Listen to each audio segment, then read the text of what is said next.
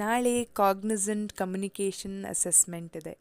ದಿನ 49ಕ್ಕೆ ಸ್ವಾಗತ. ಇವತ್ತು ಬೆಳಗ್ಗೆ 5 ಗಂಟೆಗೆ ಎದ್ದು ಎಲ್ಲ ರುಟೀನ್ನ ಫಾಲೋ ಮಾಡಿಕೊಂಡು ಆ್ಯಂಡ್ ಮೆಡಿಟೇಷನ್ ಮಾಡಿದೆ. ಆ್ಯಂಡ್ ಇವತ್ತು ಆಕಾಶ ತಿಳಿಯಾಗಿತ್ತು, ಚೆನ್ನಾಗಿ ಅನಿಸ್ತು. ಆಮೇಲೆ ಬಂದು ಒಂದು ಸ್ವಲ್ಪ ಹೊತ್ತು ಎಲ್ಲ ರಿವೈಸ್ ಮಾಡಿ ಓದ್ಕೊಂಡು ಆಮೇಲೆ ಕಾಲೇಜಿಗೆ ಹೋಗಬೇಕು. ರೆಡಿಯಾಗಿ ಅನ್ನ ತುಪ್ಪ ಮತ್ತು ಸೌತೆಕಾಯಿ ತಿಂದ್ಕೊಂಡು ಕಾಲೇಜ್ಗೆ ಕೊಟ್ಟೆ. ಇವತ್ತು ಬಿಸಿಲಿತ್ತು, ತುಂಬ ದಿನ ಆಗಿತ್ತು ಬಿಸಿಲು ನೋಡಿ. ಆ್ಯಂಡ್ ಕಾಲೇಜಿಗೆ ಬಂದೆ. ಇವತ್ತು 4 ಪೀರಿಯಡ್ಸ್ ಇತ್ತು. 4 ಪೀರಿಯಡ್ಸ್ಗೆ 4 ಕ್ಲಾಸ್ ರೂಮ್ ಚೇಂಜ್ ಮಾಡಿಕೊಂಡು ಕ್ಲಾಸಸ್ ಮುಗಿಸ್ಕೊಂಡು ಬಂದೆ. Word of the day: prudent, acting with care and thought for the future. ವಿವೇಕಿಯ ಎಕ್ಸಾಂಪಲ್ ಹೇಳೋದಾದರೆ, it's prudent to start saving money early for unexpected expenses. Are you a prudent person?